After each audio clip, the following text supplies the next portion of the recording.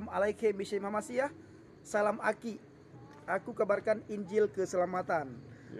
Pada kesempatan sore hari ini Bapak Ibu, saya berada di Jawa Timur dan bertemu dengan hambanya.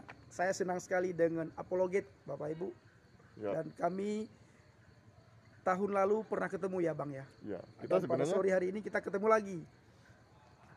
Ya, sebenarnya kita udah lama kenal ya, berteman lama ya. Udah berteman lama dan udah lama kenal. Cuman ini baru ada kesempatan untuk bertemu lagi. Oh iya bro, kan orang-orang itu kayaknya penasaran ya, gimana sih prosesnya Bang Effendi itu bisa mengenal Isa Al-Masih atau Yesus lah, mengenal Yesus.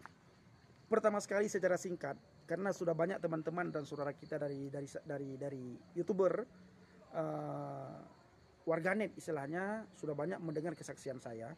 Sedikit kesaksian, saya akan jelaskan sedikit lagi bahwa proses saya dari Islam, saya orang Aceh, tanah Rencong, tanah Aulia. Kalau orang dunia mengartikan Aceh Bang, Arab, Cina, Eropa, Hindia. Kalau saya mengartikan Aceh, aku cinta Elohim Mamasia, atau aku cinta Tuhan Yesus Kristus.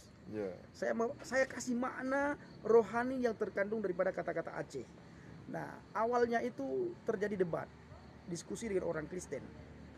Tetapi saya percaya kepada Yesus, masuk Kristen, itu bukan karena saya kalah diskusi ataupun kalah debat Bang. Tidak. Nah, tetapi karena kelemah lembutan seseorang ketika di dalam dunia debat, di dalam ruang diskusi. Waktu itu Bang, saya caci maki orang itu. Saya hina. Orang Kristen? Orang Kristen. Dan yang lucunya orang Kristen pun membalas cacian dan hinaan saya. Ketika saya bilang anjing babi, orang Kristen membalas itu anjing babi, banyak binatang lagi. Ketika saya katakan apa itu Yesus, bagaimana dia menyelamatkan manusia, sementara dia mati disalib, tidak bisa menyelamatkan dirinya sendiri, apalagi dia menyelamatkan kamu. Mati dia mati menggenaskan, mati dia mati sangat memalukan. Kenapa memalukan? Hanya tinggal sempak. Itu memalukan. Nah, itu karena ketidakketahuan saya Bang. Lalu Pak Kurnia Budi muncul, beliau bilang, oh ini yang orang lemah lembut itu ya? Orang lemah lembut itu muncul bilang begini Bang, Mas Pendi, Anda dari kemarin-kemarin itu keluar-keluar, Anda katakan bahwa Anda ini mantan santri, tapi tidak menunjukkan karakter Anda, tulisan Anda di grup ini itu mantan orang yang baru lulusan pondok pesantren, orang yang pernah mondok, orang yang pernah tinggal di pesantren. Apabila orang itu pernah mondok, pernah tinggal di pesantren, dia memahami Islam dan pasti dia memahami juga akhlak yang baik, menunjukkan karakter santri. Tapi tulisan Anda tidak menunjukkan Anda ini mantan santri. Itu menjadi pukulan bagi saya Bang. Lalu ada perubahan dari cara bicaramu Bang? Setelah itu saya berubah. Ketika berubah diam-diam, saya mencari di Google. Saya ketik di Google a Bible. Ketika saya ketik di Google a Bible, keluar satu ayat Bang, Injil Yohanes 14 ayat 6. Seandainya waktu itu keluar di mana Yudas menjual firman, kita tidak akan mungkin ketemu. Seandainya juga ayat yang keluar di mana Petrus menyangkal Yesus 3 kali Bang, otomatis kita tidak akan ketemu dan tidak akan bisa kita kasih kesaksian pada kesempatan malam hari ini. Tetapi yang keluar Injil Yohanes 14 ayat 6. Satu ayat dok yang keluar. Ketika saya ketik di Google a Bible, muncul keluarlah satu ayat, Yohanes 14 ayat 6. Akulah jalan kebenaran dan hidup.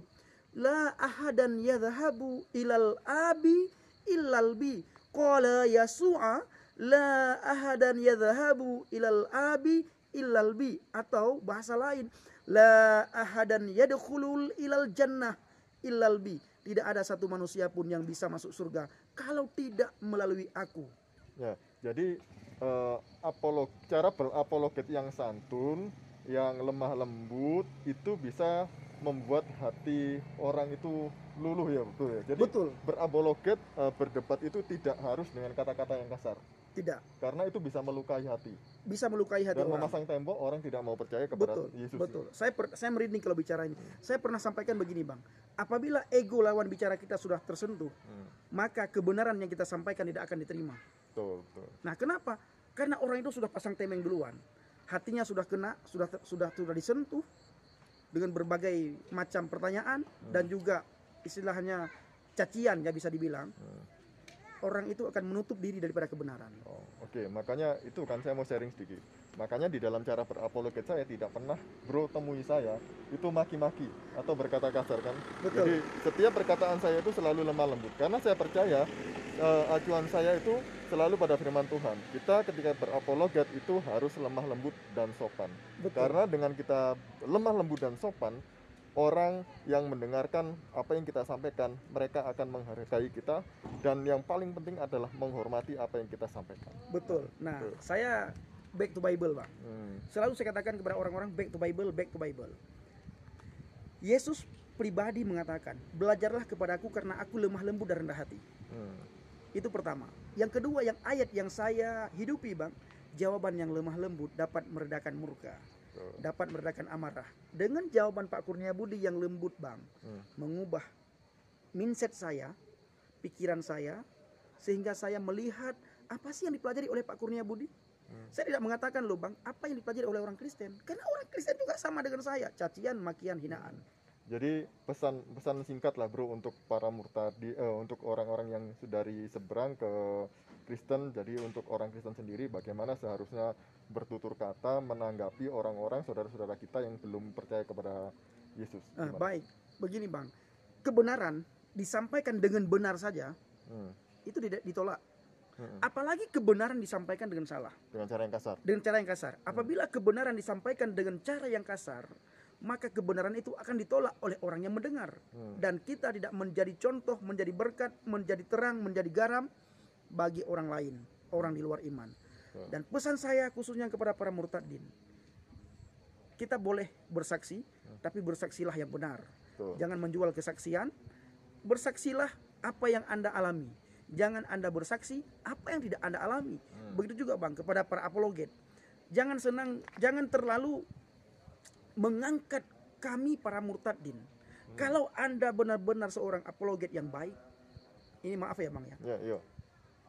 Ketika Anda menemukan para murtadin, itu jangan langsung Anda expose. Tetapi apa? Harus Anda ajarkan, didik dengan cara yang benar, didik firman tentang firman Tuhan, pengenalan akan firman, pengenalan akan Kristus, sehingga terbentuklah karakter yang baik di situ Bang. Jadi seharusnya kita ini sebagai apologet Kristen tidak menjual atau mengambil kesempatan dengan menjual kesaksian murtadin. Para Tapi murtadin yang seharusnya disampaikan adalah firman Tuhan. Firman Tuhan. Jadi oke, terima kasih bro. Sama-sama. Tuhan Yesus memberkati, sampai ketemu lagi. Amin.